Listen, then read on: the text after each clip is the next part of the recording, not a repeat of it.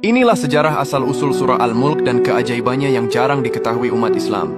Tahukah kalian bahwa ada satu surah dalam Al-Quran yang memiliki janji luar biasa, di mana ia akan menjadi pembela setia kalian di saat paling genting setelah kematian, yaitu di alam kubur. Surah itu adalah surah Al-Mulk, atau surah ke-67 dalam Al-Quran, yang juga dikenal dengan sebutan Tabarak atau Maha Suci. Secara harfiah, Al-Mulk memiliki arti kerajaan atau kekuasaan mutlak. Dahulu surah Al-Mulk diturunkan di Mekah pada fase awal dakwah Nabi Muhammad. Pada masa itu, kaum Quraisy Mekah sombong dengan kekayaan dan kekuasaan mereka di dunia. Mereka meragukan kekuasaan Allah dan adanya hari kebangkitan. Surah Al-Mulk turun sebagai pernyataan tegas tentang kerajaan atau kekuasaan Allah yang mutlak atas 7 lapis langit dan bumi. Ayat-ayat awalnya menantang manusia untuk menemukan celah atau kekurangan dalam ciptaan Allah. Surah ini mengalihkan fokus dari kehidupan duniawi yang fana menuju realitas akhirat, azab kubur, dan hisab yang pada saat itu sering diingkari oleh kaum musyrikin. Keajaiban utama surah Al-Mulk adalah perannya sebagai sang penghalang atau al-mani'ah dari azab kubur. Ini adalah fakta spiritual yang dikuatkan oleh banyak hadis sahih. Ketika seseorang meninggal dan berada di alam kubur, surah ini digambarkan datang dalam wujud tertentu dan menjadi tameng.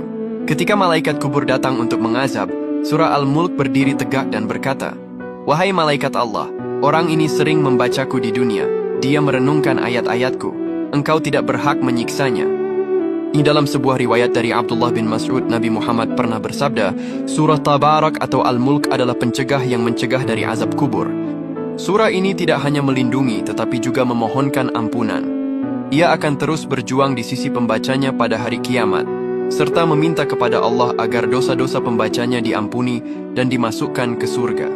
Mengamalkan surah Al-Mulk sangatlah mudah. Cukup membacanya setiap malam, terutama sebelum tidur. Waktunya singkat sekitar 10 menitan, namun keutamaannya adalah jaminan keamanan di alam kubur. Surah ini mengajarkan kita tentang kekuasaan Allah yang tak terbatas dan mempersiapkan kita dengan bekal terbaik untuk kehidupan setelah mati. Ini adalah hadiah tak ternilai dari Al-Quran.